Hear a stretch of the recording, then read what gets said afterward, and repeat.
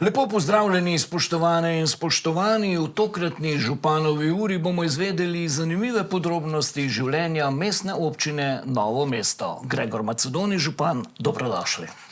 Pozdrav tudi vsem gledalkam in gledalcem, predvsem pa hvala za povabilo. Župan, morda za uvod kratko razmišljanje ali, če rečem, najbolj izhodišče tega najinega pogovora. Kakšno je bilo zadnje leto od občinskega praznika, od minulega leta pa letošnjega, ki je pred vrati?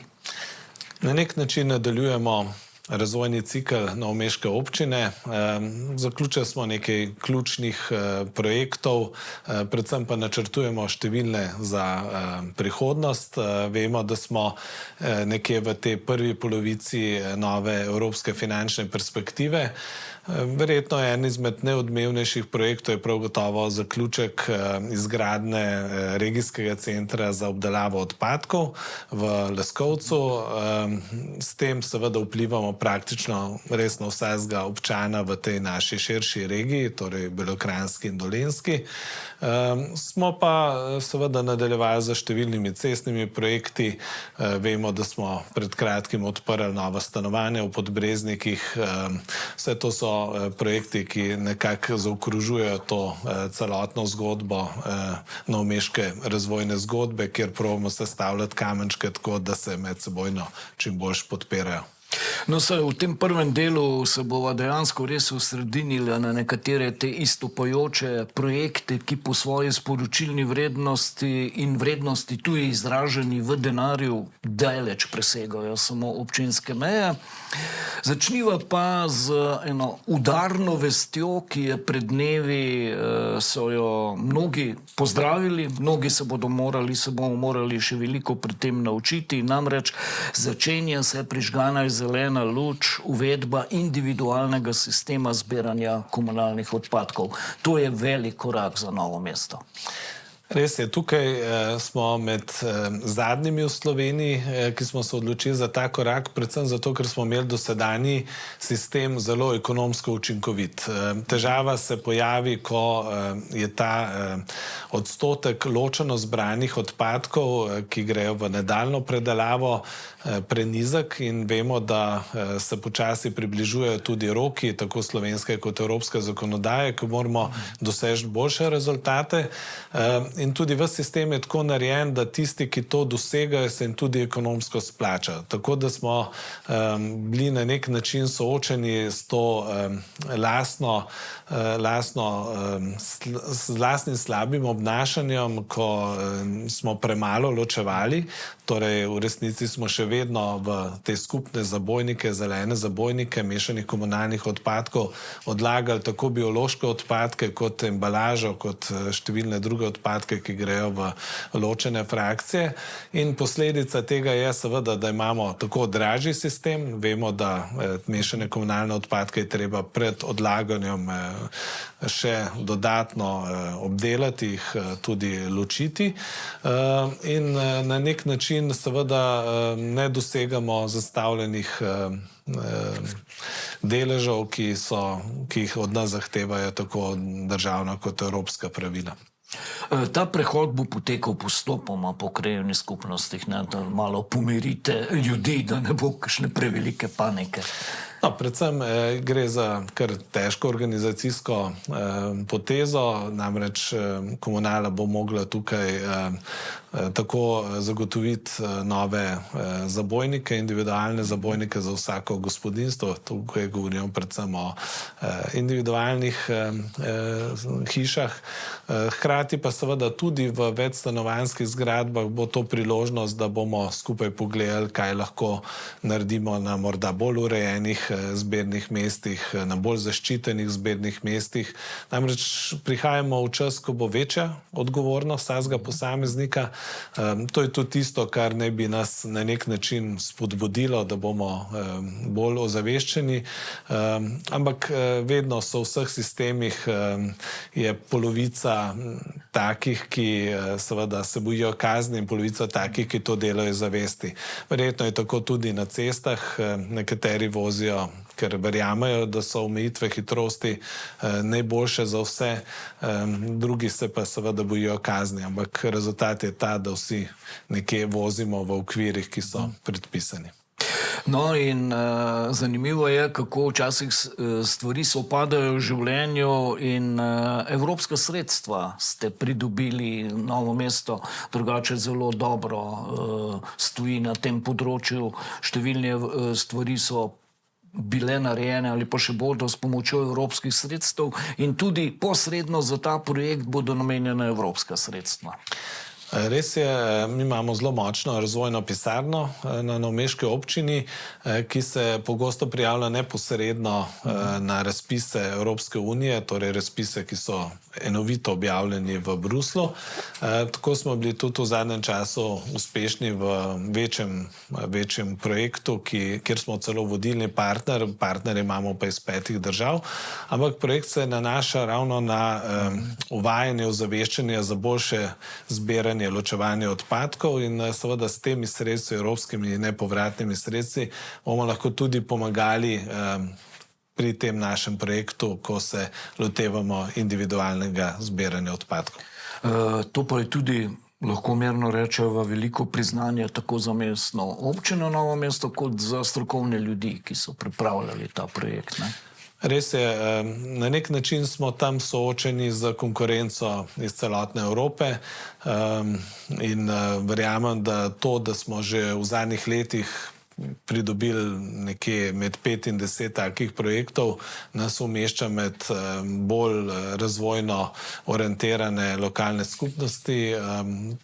To se tudi, ta naša prepoznavnost v tem mednarodnem prostoru se dejansko povečuje iz leta v leto. Sploh je pa tudi ta razvojni potencial, ta razvojna filozofija v zadnjih letih zelo vidna pri napredku mestne občine Novo mesto, pa ne samo v mestu samem, ampak na celotnem območju občine. Dejstvo je, da moramo razmišljati o prihodnosti. Izzivi, globalni izzivi, ki jih gledamo po televiziji, se dotikajo na koncu tudi konkretnih lokalnih okolij. Predvsem vemo, da imamo na eni strani v tem trenutku zelo uspešno izvozno usmerjeno gospodarstvo. Ključni izziv gospodarstva danes so kadri. Vemo, da danes podjetja ne uspejo več zagotoviti ustreznih kadrov, pa govorimo tako dovolj kadrov, kot seveda kadrov z ustreznimi kompetencami, znanji. Tako da seveda naš razvojni model gradimo celovito. Na eni strani so tukaj glavni razvojni izzivi, ki se dotikajo nove javne univerze, razvoja raziskovalne dejavnosti. Vse to pa mora podpirati na eni strani stanovanjska politika in na drugi strani tudi razvoj infrastrukture. Zdaj, stanovanjsko politiko smo naredili kar nekaj uspešnih korakov v zadnjih letih, kar je tudi posledica dobre prostorske politike. Na področju infrastrukture pa mestna občina svojo nalogo dobro dela, kjer so zamude, ki jih seveda vedno znova očitamo državnim odločevalcem, pa so seveda na državni cestni infrastrukturi. Tukaj so nekatere zamude objektivne, vemo, da pri 3. razvojni osi govorimo o sodnem postopku, ki še traja, pa tudi tukaj bi mogla država znati narediti neke poteze, kako urgentno obravnava takih primerov bi mogla potekati hitreje. Seveda so pa to tudi potem določene državne prometnice, kjer se številne stikajo v Novem mestu in ker vemo, da smo res na nek način odvisni od dveh mostov čez reko Krko, ki sta te ozka grla novomeškega in tudi regionalnega prometa. Eno tako ozko grlo, sploh se stvar ne premakne, vi večkrat to opozarjate, je tudi ta zahodna obvoznica Novega mesta, ki pa postaja zdaj še toliko bolj pomembnejša, strateško pomembnejša z otvoritvijo soseske stanovanj v Podbrezniku. To je tudi en primer, vzorčni primer dobre prakse in kot ste že sam dejali, pravilne in strateške stanovanjske politike. V Podbrezniku res nastaja ena celovita soseska, ki ni samo stanovanjska soseska, ampak kjer bojo tudi številna kvalitetna delovna mesta. Vemo, da je tam umeščen tudi prvi javni raziskovalni zavod v vzhodni kohezijski regiji, torej zavod Inštitut Rudolfovo, ki ima ta trenutek že 60 zaposlenih iz, mislim, da 6 ali 7 različnih držav. In to je seveda zgodba, ki govori o novomeški strategiji. Tam nastajajo tudi po zaslugi privatnih investitorjev delovni prostori iz področja informatike, digitalizacije. Torej bojo nastajala tudi nova delovna mesta. Na drugi strani je Olimpijski center, ki vemo, da ima pomen ne samo nacionalno, ampak tudi širše regijsko. In tisto, kar manjka temu območju, je seveda kvalitetna cestna povezava v to državno cestno omrežje. Težko je razumeti, da je država že leta 2022 naročila projektiranje mostu čez Krko, torej biroju Pointing. Vemo, da je zmagovalna rešitev pod vodstvom inženirja Pipenbacherja bila izbrana in da je ta trenutek praktično po tem naročilu država že pridobiva gradbeno dovoljenje, medtem ko ni naročila še začetka projektiranja povezovalnih cest. Torej ta most na nek način treba povezati v širše državno cestno omrežje in tukaj država dejansko je 2 leti zgubila in zamudila in to so res nekoliko nerazumljive zgodbe, ki pa jih seveda dnevno izpostavljamo v stikih z državo. Seveda pa mestna občina ne bo toliko zamujala za gradnjo vrtca v Podbrezniku, ki postaja zelo pomemben in potreben, ne? Ja, pred leti smo, ko smo to širše območje obravnavali, smo se odločili tudi zaradi lažjega umeščanja, da to območje podpremo z novim vrtcem ob Bršljinski osnovni šoli. Vemo, da smo takrat odprli 6-oddelčni nov vrtec, vendar z vsemi temi stanovanji, ki so danes že odprta in ki se bojo še zgradila, namreč že aprila tudi odpiramo novo gradbišče, kjer delno že potekajo dela, kjer bo zasebni investitor zgradil še, mislim, da 55 novih stanovanj. Potem ima tukaj še državni stanovanjski sklad tudi v načrtu 45 stanovanj, takrat bomo tudi mi z vrtec raven zgradili manjši. Vse to so seveda projekti, ki govorijo o tem, da je tudi tukaj treba to širšo družbeno infrastrukturo nekako pridružiti, zato ker je to seveda kvaliteta življenja. Starši, ki bojo imeli vrtec v neposredni bližini, seveda lahko rečejo, da živijo v nekem zanimivem, kvalitetnem okolju. Kvalitetno življenje pa se meri tudi po tem, kakšne so možnosti za tako imenovano duhovno hrano, kultura in vse ostalo, kar sodi zraven. Zato je zelo razveseljivo, da v letu, ko Novo mesto obeležuje 660-letnico ustanovitve, se je začela prenova Narodnega doma. To je stavba, ki ima ne samo za dolenjsko prestolnico, ampak tudi za Slovenijo nek simbolni pomen. Gre za najstarejši narodni dom v državi. Verjetno si mi težko čisto predstavljamo, se nekako uživimo v leto 1865, ko je Novo mesto praznovalo 500-letnico in takrat so se meščani odločili, dajmo narediti svoj lasten narodni dom. To je bilo obdobje, ko smo bili del nemškega prostora politično in kjer je bila slovenščina res podrejena temu uradnemu nemškemu jeziku. Pa vendar je bilo tega domoljubja, teh zavednih Slovencev toliko, da so si želeli, da imajo tudi to razvito društveno življenje, to kulturno in ustvarjalno življenje.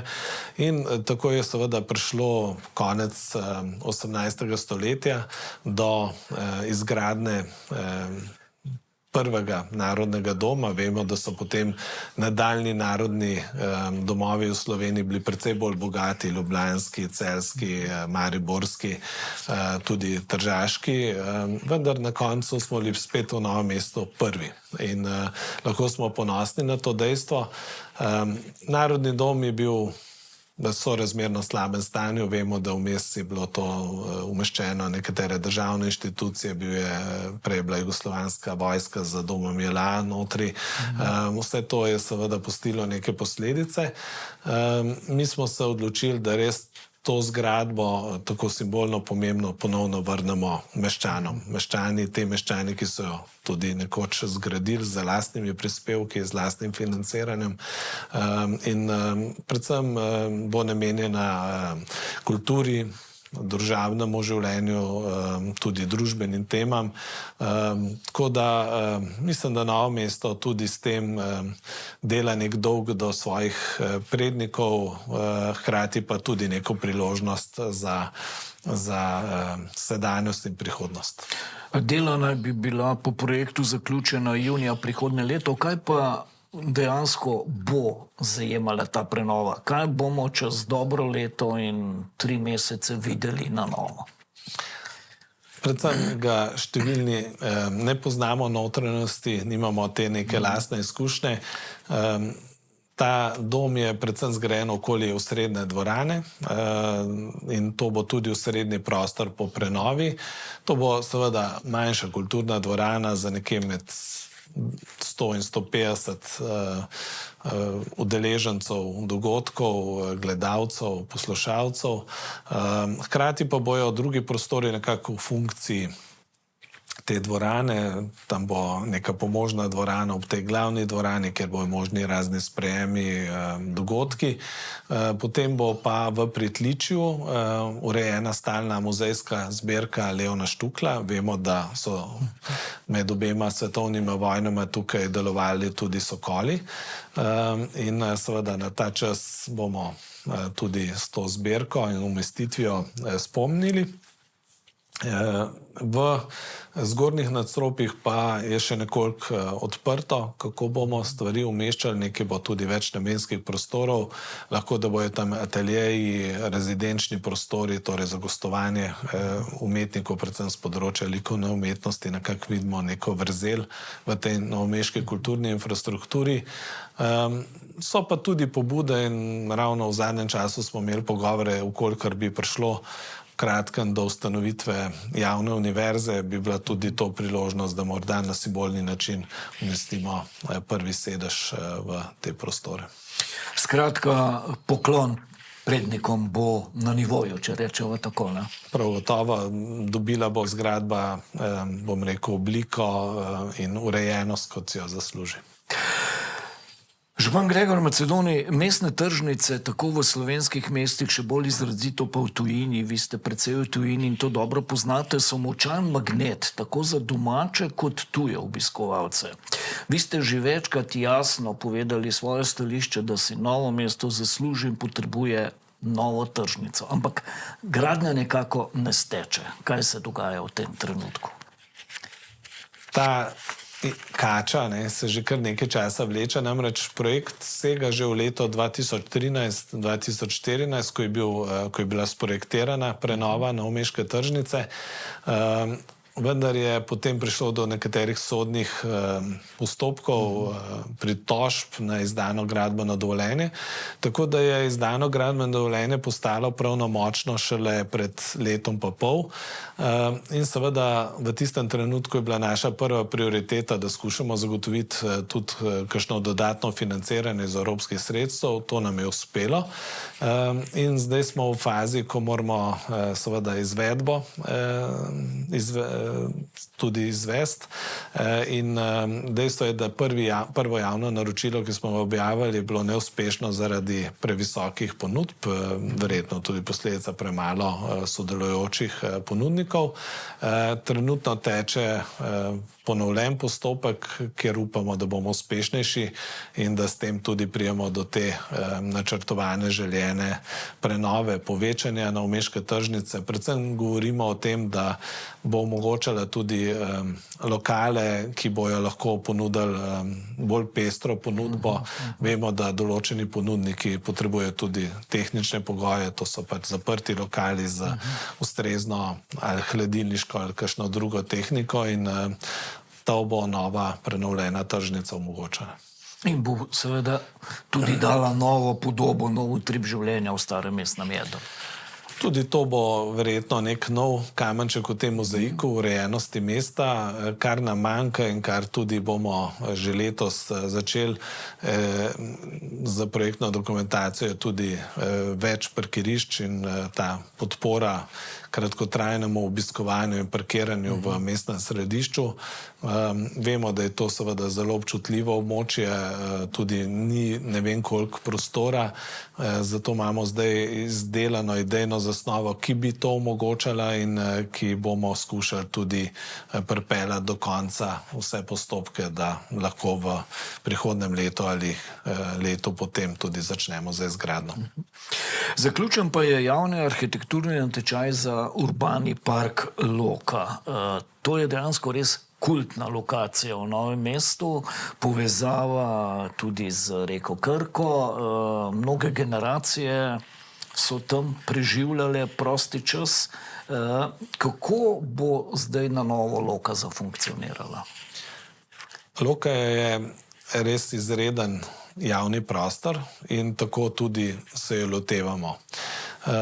Morda je veliko spomina na te zadnje desetletja, ko je bilo to predvsem športno središče, nekje, kjer so se rojevali novomeški športi in novomeški športni uspehi. Moramo pa se seveda vrniti tudi 100 let nazaj, ko je bilo tukaj osrednje mesto kopališče z vso infrastrukturo, z lesenim nadstreškom in dejstvo je, da na nek način to novo mesto manjka. Manjka lokacij, kjer bi lahko občani prišli bolj v neposredni stik za to našo izjemno čudovito reko Krko in seveda na nek način malo naprej, kjer je gostišče Loka, je to možno, pa vendar je to nek zasebni gostinski lokal. Mi pa seveda govorimo o javnih površinah, kjer bi vsak lahko na nek način prišel skoraj do vode ali pa neposredno bližino vode. In tako smo to območje zastavili, da bi te dve vsebini na nek način bile glavni, torej na nek način javne površine, ki omogočajo občanu za stik z vodo in kjer so neke zelene, igralne in tudi morda zgolj sprehajalne površine, na drugi strani pa športni park. Tako da zdaj smo uspeli v to območje umestiti nekako obe vsebine. Od športov ohranjamo predvsem tiste, ki imajo tukaj osrednjo mesto, kot recimo je odbojka na mivki in pa predvsem zaradi zgodovinske zgodbe tudi košarka.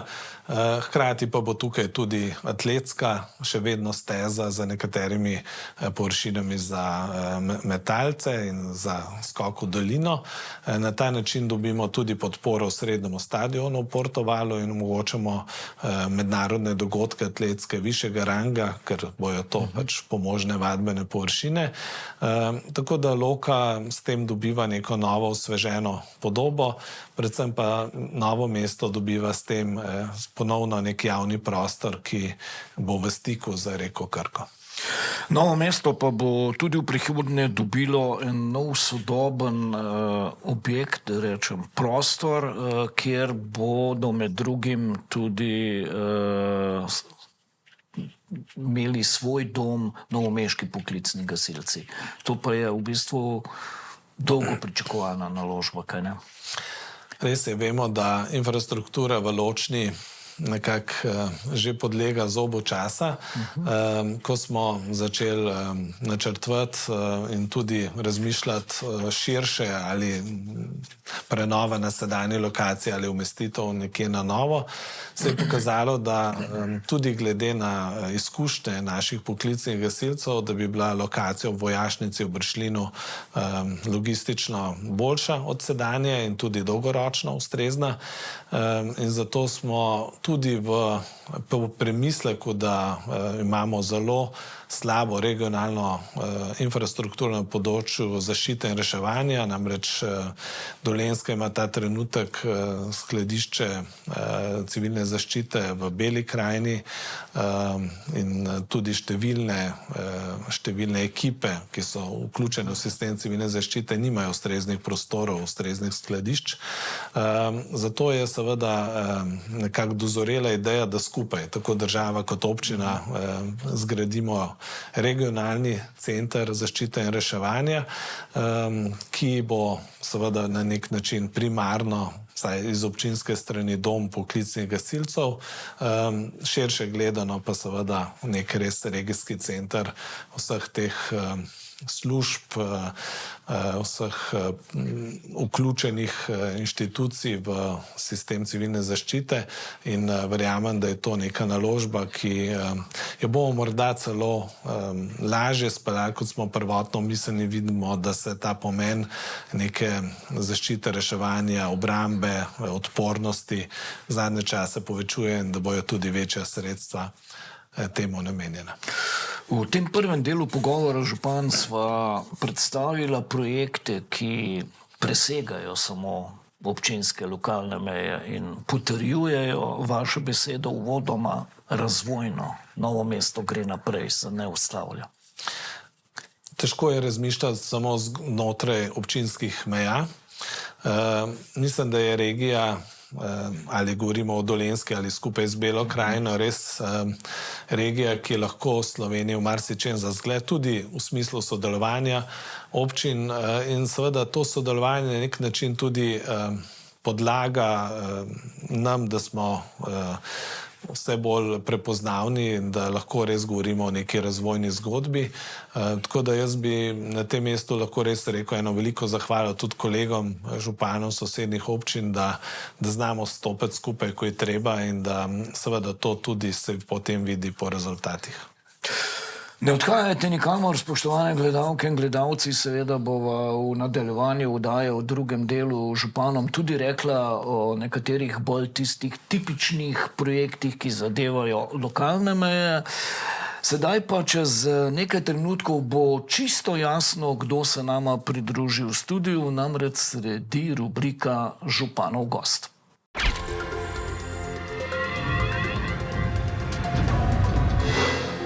Albin Kregar, direktor podjetja Cerod, je torej z nami v rubriki Županova ura. Dobro večer in dobrodošli. Dober dan in lepo zdrav vsem gledalcem. Poglejte, na odlagališču v Leskovcu pri Brusnicah je lani oktobra zaživel posodobljen center za ravnanje z odpadki Dolenjske, katerega novost je nov objekt za mehansko in biološko obdelavo komunalnih odpadkov. Kako pa danes, pol leta od otvoritve, Cerod funkcionira? Tako je. Pol leta, kar je otvoritev za nami, in dobre 3 mesece, odkar je za nami pričetek poskusnega obratovanja. Danes center, seveda z vsemi porodnimi krči, obdeluje odpadke, ki nastajajo na področju Dolenjske in Bele krajine, jih sprejema in obdela v skladu z zastavljenimi cilji. Župan Gregor Macedoni, vedno je zanimivo slišati, zakaj se prvi mož občine odloči za kakšnega gosta. Vi ste imeli v preteklosti zelo zanimive goste, ampak ker je danes sva začela pogovor z komunalnimi odpadki in s to pomembnostjo okoljske zavedanosti, predvidevam, da je bil to tudi razlog. Dejstvo je, da odpadki so nekaj, kar bo vedno tukaj z nami, in da seveda, dokler te odpadki zginejo iz naših hiš, dvorišč, smo vsi zadovoljni in veseli. Seveda so pa za tem kar kompleksni sistemi. In zdaj, če se vrnemo nekoliko v zgodovino, ko sem prevzel vodenje novomeške občine, smo bili ravno na taki prelomnici glede odločitve, glede ustavljanja ali nadaljevanja projekta Cerod 2. Takrat je seveda bila to naložba čez 30 milijonov evrov. odločal. Grozilo je, da ne bomo ujeli roka in s tem tudi ne pridobili evropskih sredstev.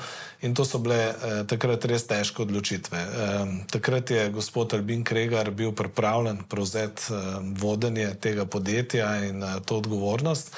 In prav dobro se spomnim, da takrat, ko nam je bilo to odlagališče vsemu neko breme, je on v tem videl priložnost, kapital vseh teh naših lokalnih skupnosti v regiji. In ta vizija, ki se je takrat začrtala, se je dejansko realizirala infrastrukturno in procesno ravno za izgradnjo tega novega obrata za obdelavo odpadkov, ki pa pomeni, da seveda o neki usodi, ceni teh storitev lahko odločamo sami v tej regiji. To, da imamo mi že nekaj let, tudi v tem času, ko še nismo obdelovali odpadke pri nas v Leskovcu, nižje cene od povprečnih v Sloveniji, seveda tudi zasluga te ekipe.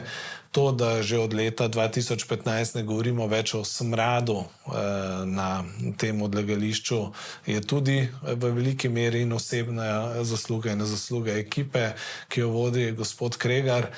In to znova potrjuje neko pravilo, da seveda so veliko stvari odvisno od oseb, ki jih peljejo, in ni toliko odvisno, ali smo v zasebnem ali v javnem, ampak seveda, da imamo kompetentne posameznike z visokimi etičnimi merili, kar je seveda na področju odpadkov še posebej pomembno, posebej, ko tudi spremljamo kakšne zgodbe, ki jih zdaj beremo v Krškem in še kaj podobnega.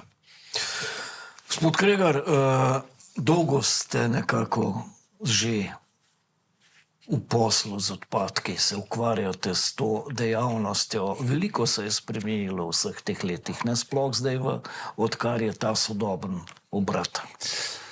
Tako je, ja. Moja polletna obljuba županu sem jo pač prelomil in minilo je 10 let delovanja.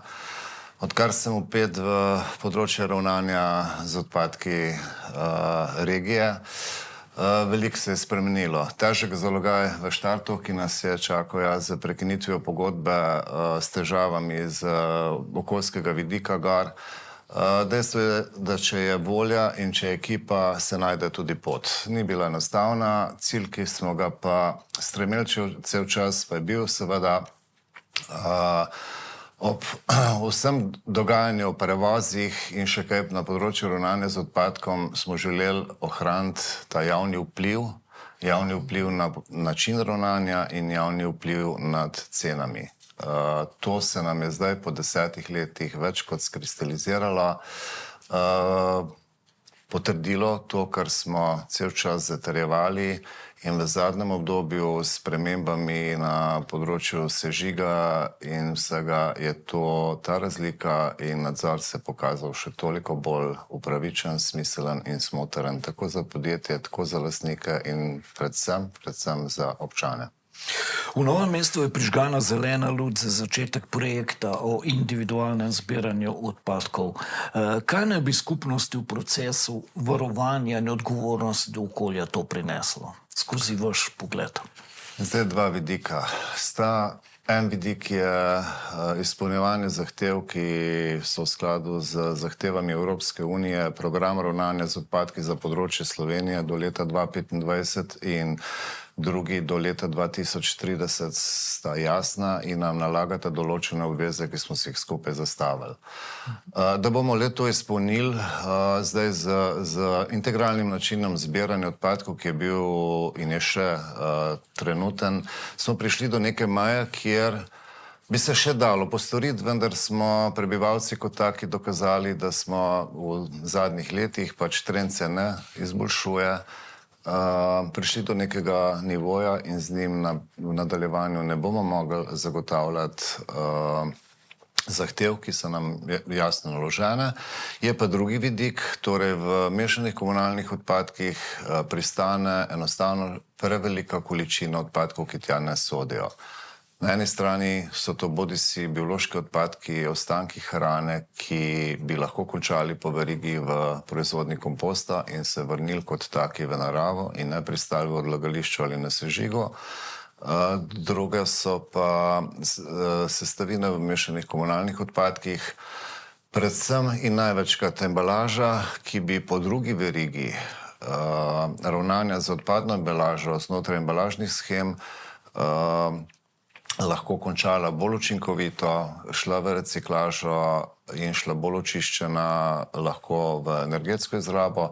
To dvoje je pa neposredni učinek, tudi finančni, kajti z obdelavo, kakršno je zahtevan pri mešanem komunalnem odpadku in stroške odstranjevanja, torej zvišujemo ceno, ki jo občani kot taki ne bi rabili, če bi storili po verigi prav in pravočasno pri ravnanju z odpadkom.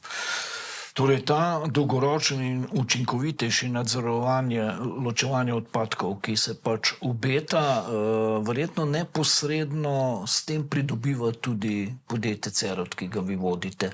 Kaj, v kakšni obliki? Zdaj, podjetje Cerod na področju obdelave seveda se bo ob bolj pravilnem ločevanju, manj embalaže in manj bioloških odpadkih v mešanem komunalnem odpadku lahko bolj učinkovito izpeljalo svoj proizvodni proces, plačalo nižje stroške odstranjevanja sežigov, ki so v zadnje pol leta presegli zgodovinske meje. Sežigalnice v neposredni bližini nimajo svojih prostih kapacitet, cene so enormno porasle in pa količina komposta, ki bi šla lahko kot ponovno uporaben material iz narave nazaj v naravo, bi se na ta način lahko zvišal. Župan Gregor Macedoni, iz vsega povedanega so morda tukaj še kakšne rezerve? Recimo, da se bi dalo še kaj nadgraditi ali pa glede na to, da ves čas z ekipo razvojno razmišljate, kako naprej? Predvsem bo treba veliko komunicirati, izobraževati. Gre za preprosto zavedanje, ne? To, kar je gospod Kregar povedal, kako bom jaz v tistem trenutku, ko bom imel prazno plastenko v roki, razumel, da če jo vržem v rumen kontejner, v embalažni zbiralnik, kako ne bo nobene finančne posledice. Seveda je to finančna posledica, ki za vse občane potem posredna. Če pa vržem v zelen kontejner, bo pa seveda to bremenilo tako za ceno obdelave odpadkov, kot potem odstranjevanje te embalaže proti neki sežigalnici. In to ima neposredni finančni učinek. Torej moje dejanje, ne, ko se odločam, ali bom spoštoval pravila ločevanja ali ne, imajo tudi finančne posledice. Zdaj, seveda to, kar mi zdaj delamo za to individualnimi zabojniki, pomeni, da bo zelo jasno, ali sem jaz to spoštoval ali ne. Kaže, da je ta kolektivnost na nek način, se vsi skrivamo neko svoje obnašanje za to kolektivno odgovornostjo. V primeru individualnega zbiranja je to pač moja odgovornost, moj zabojnik, moja odgovornost. In domnevam, da bojo nekatere stvari tudi čisto praktične, ko bom imel jaz seveda zelen, manjši zabojnik na lastnem dvorišču, da v tem trenutku bo seveda morebiten biološki odpadek tudi neprijeten von povzročal, ki bo v bližini mojega doma in bom tudi zaradi tega drugače, ne, ker bom imel zapecan zabojnik ali pa seveda sčiščen. In to so neke, bom rekel, zgodbe, ki so že potrjene v številnih okoljih in verjamem, da bomo tudi mi verjetno lahko po tej poti prišli do boljših rezultatov. Albin Kregar, direktor podjetja Cerod, za zaključek tega dela, 10 let, pravite, ste nekako na tem področju in bilo je vsega, če tako rečem. Ko danes, recimo, pridete v službo na Cerod, kakšni so občutki?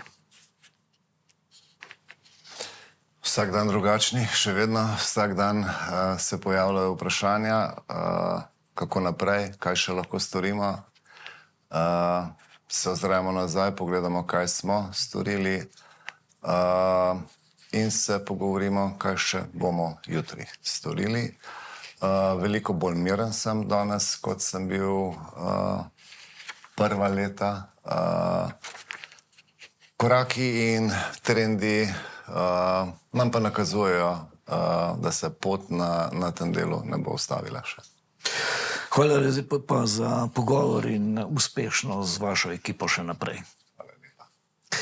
Vam, spoštovane in spoštovani, v zadnjem delu pa bomo županom se dotaknila tudi nekaj zelo takih konkretnih stvari, ki se dogajajo na območju mestne občine Novo mesto, zato ostanite z nami še naprej.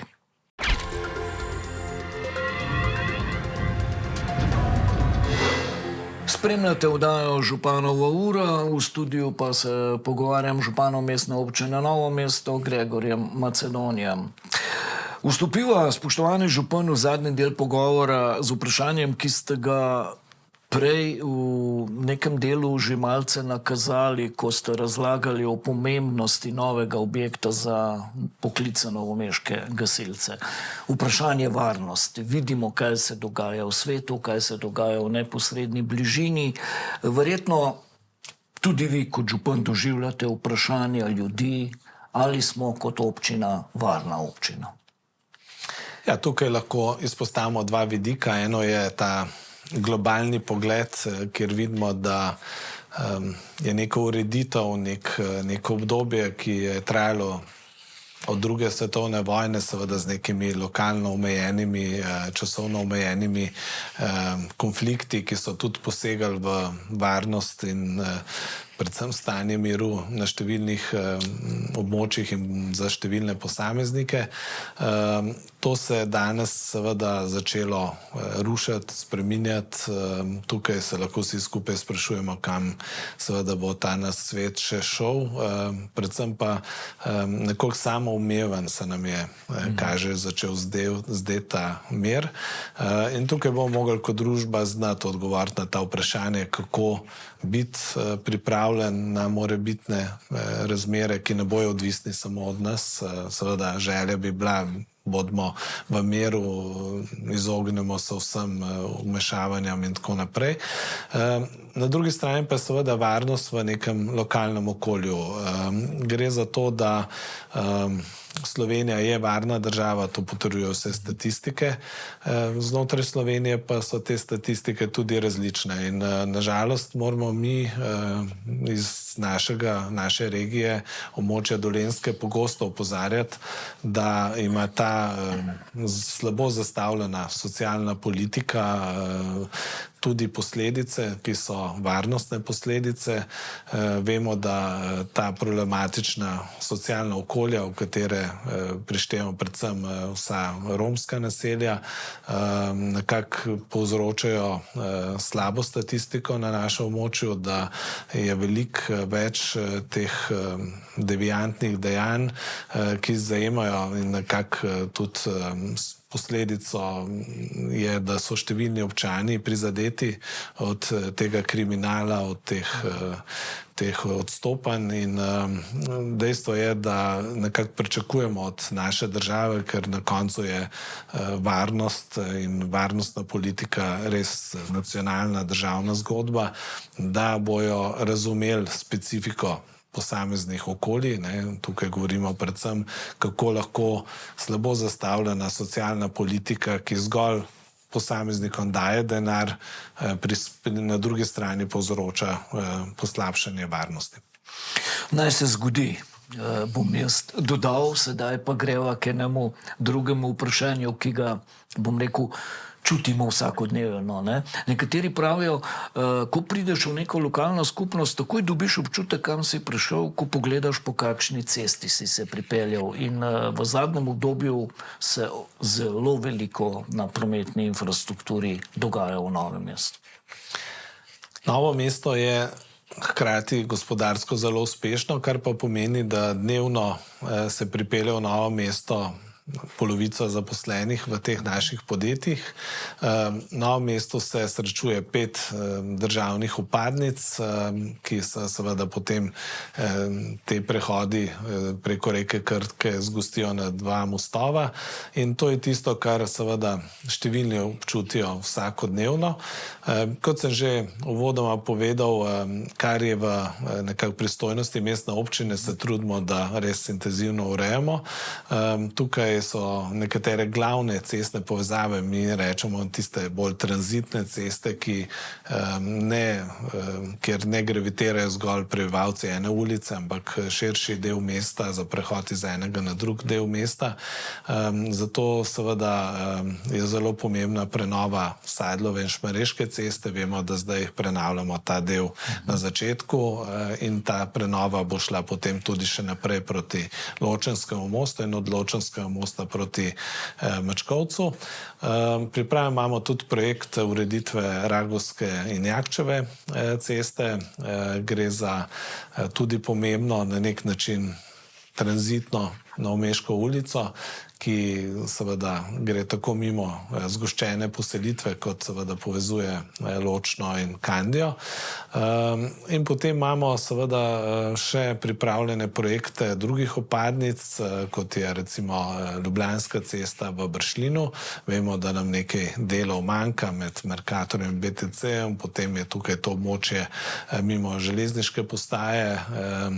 In tukaj je dobra novica, da smo pred kratkim na občinskem svetu sprejemali občinski podrobni prostorski načrt za podvoz pod železnico, torej na nek način zagotavljamo izvennivojsko križanje in pa novo krožišče, ki bo tukaj pri Avtoslaku, ki bo seveda tudi boljšo pretočnost pomenilo in seveda navezavo te ulice Bršljin ter hkrati tudi območja Novoteksa. Tudi to območje se potem pod železnico priključuje v novomeško prometno omrežje.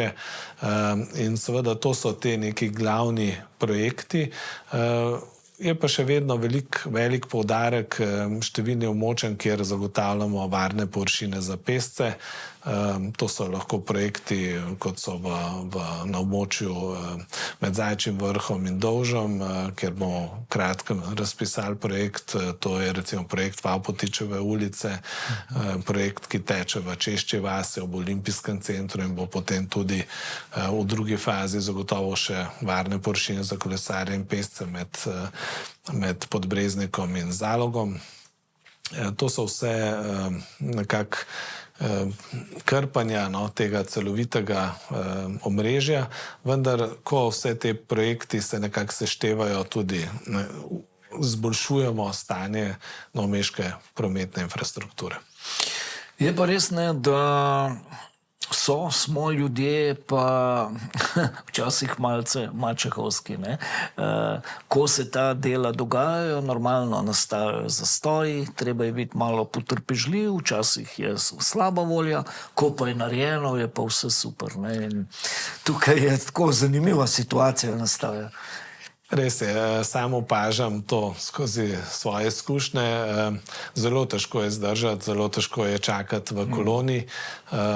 Pogosto pa že v mesecu, 2 po prenovi, po odprtju prenovljenega odseka pozabimo, kako je bilo predtem, zakaj je bila potrebna prenova.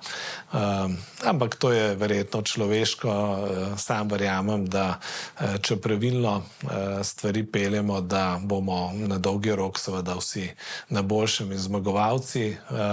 Treba pa znati seveda tudi razmišljati o tem, kako bo ta vpliv gradbišč čim manjši in pa tudi ustrezno ljudi seznaniti oziroma z njimi komunicirati, da lažje razumejo in lažje prenesejo tudi vpliv. Morda kdo tudi načrtuje kakšen ovinek ali pot mimo teh najbolj izpostavljenih predelov.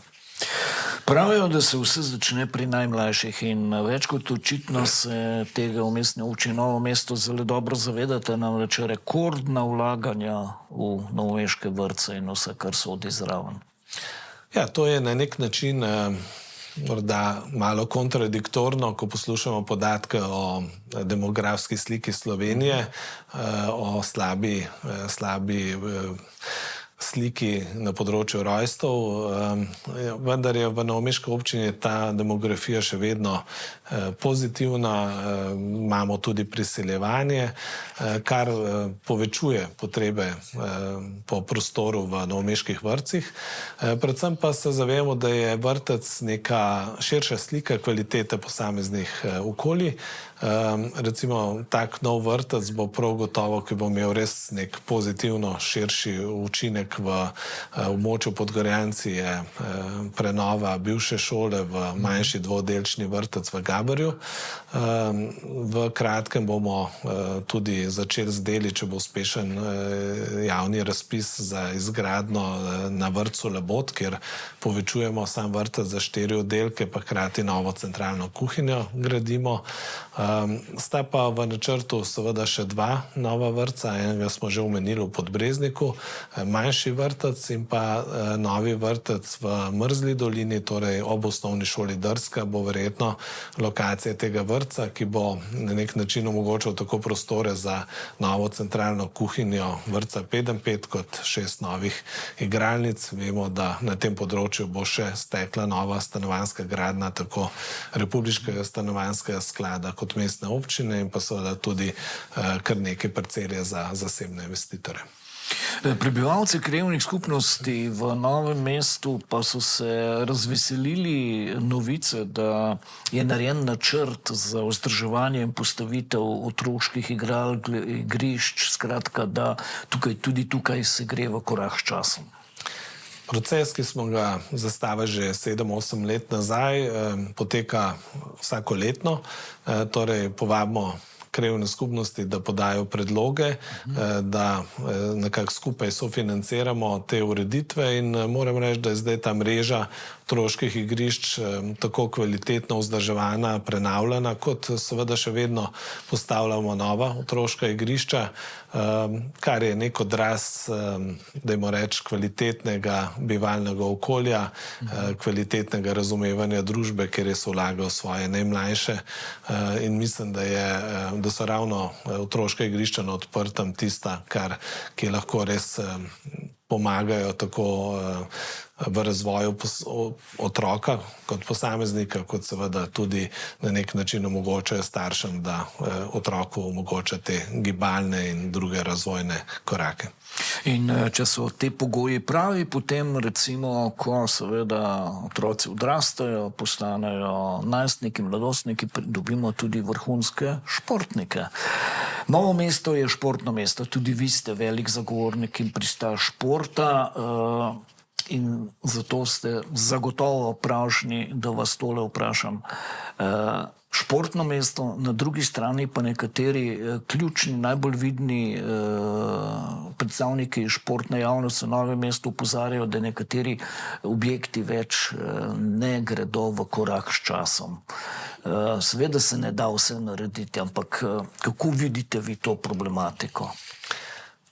Pogosto rečem, da ima Novo mesto seveda res izjemno širok spekter različnih športov, kjer je ponudba tako za mlade kot za starejše izjemna.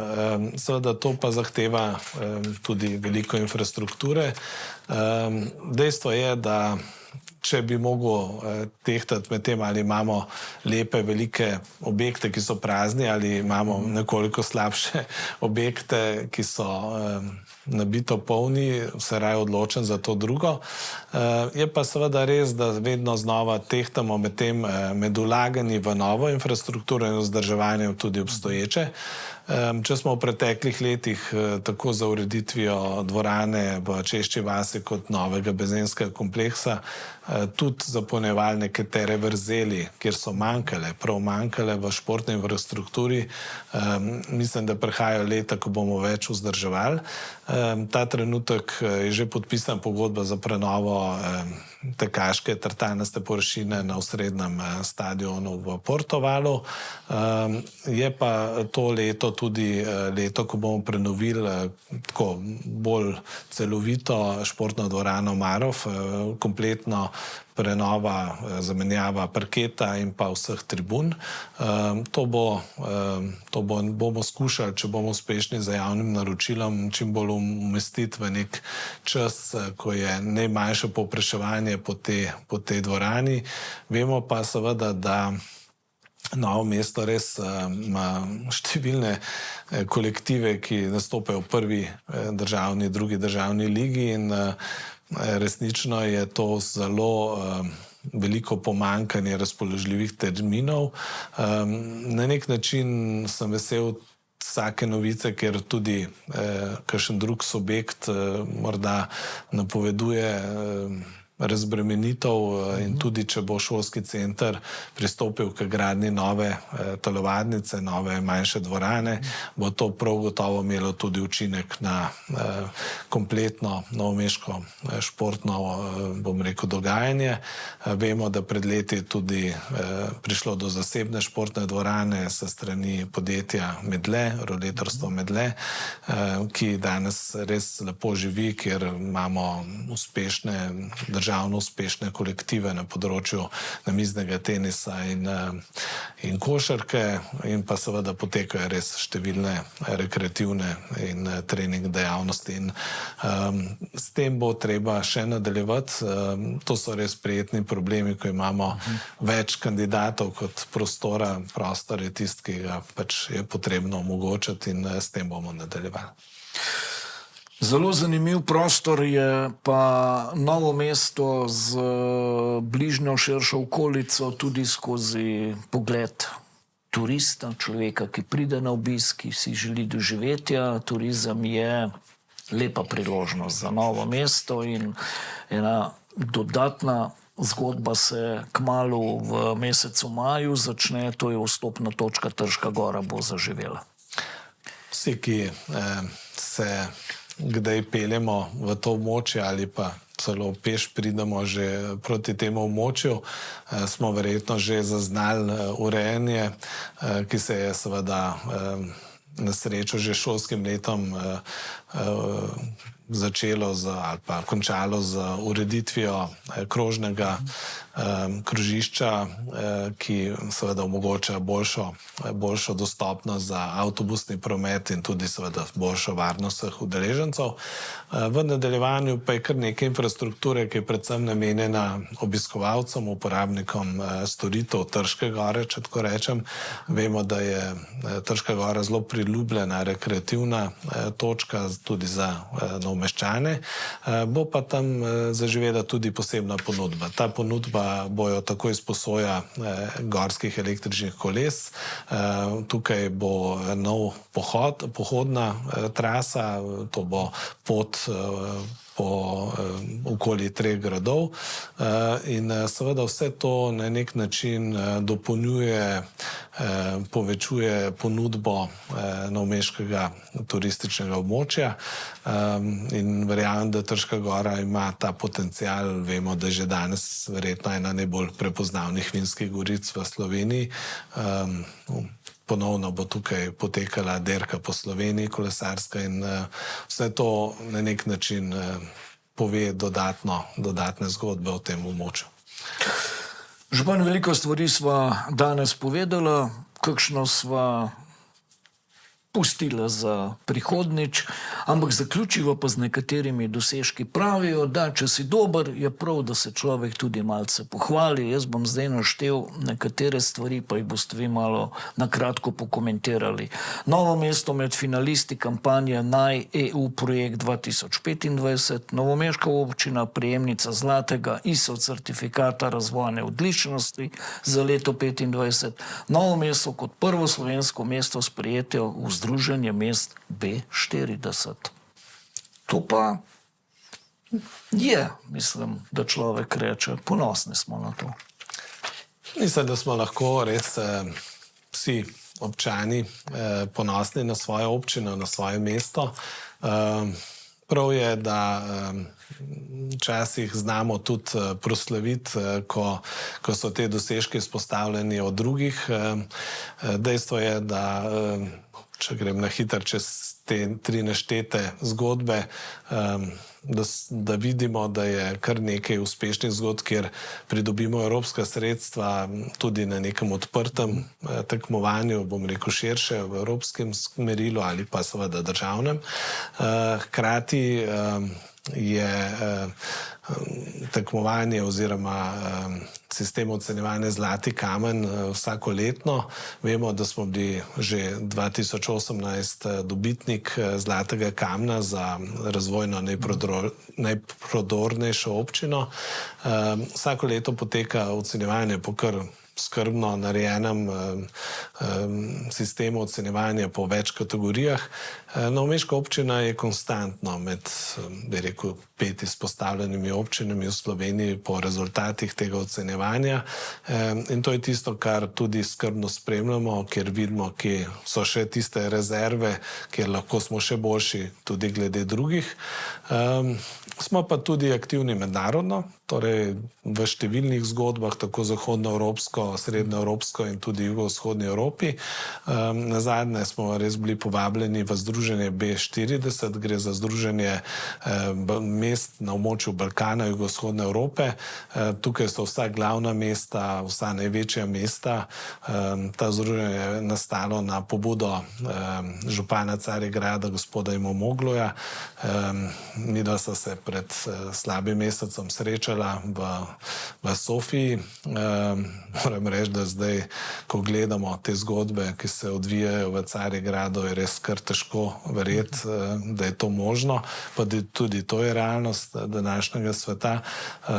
Vendar na nek način je treba izpostaviti, da smo bili prvo slovensko mesto, ki smo povabljeni. Zakaj 6. največje mesto? Ne bom prepustil komentar gledalkam in gledalcem. Namreč iz Hrvaške so včlanjeni Zagreb in Split, iz Bosne Sarajevo, iz Srbije Beograd in Niš, potem Skopje iz Makedonije, iz Grčije Atene, iz Turčije Carigrad, iz Bolgarije Sofija in tako naprej. Torej, predvsem glavna mesta in še kakšno od večjih mest. Nas so res izpostavljeno sprejeli na letošnjem visokem zasedanju tega združenja in verjamem, da se bomo lahko od najboljših veliko naučili. Verjamem pa, da tudi mi lahko kaj doprinesemo. Vse za lepšo prihodnost in za bolj kakovostnejše življenje v Mestni občini Novo mesto. Res je. Na prvem mestu so občanke in občani. Temu je namenjena naša lokalna skupnost in iz tega izhajamo. Verjamem, da je večina dejanj narejena ravno zato, da bomo imeli vsi skupaj boljše bivanjsko in delovno okolje in to je tisti osrednji cilj našega strateškega delovanja. Gregor Macedoni, župan Mestne občine Novo mesto, hvala lepa za ta zanimiv pogovor in uspešno delo še naprej. Najlepša hvala. Vam, spoštovane in spoštovani, pa hvala, ker ste spremljali še eno zgodbo v nizu zgodb Županovo uro v programu vašega kanala. Srečno.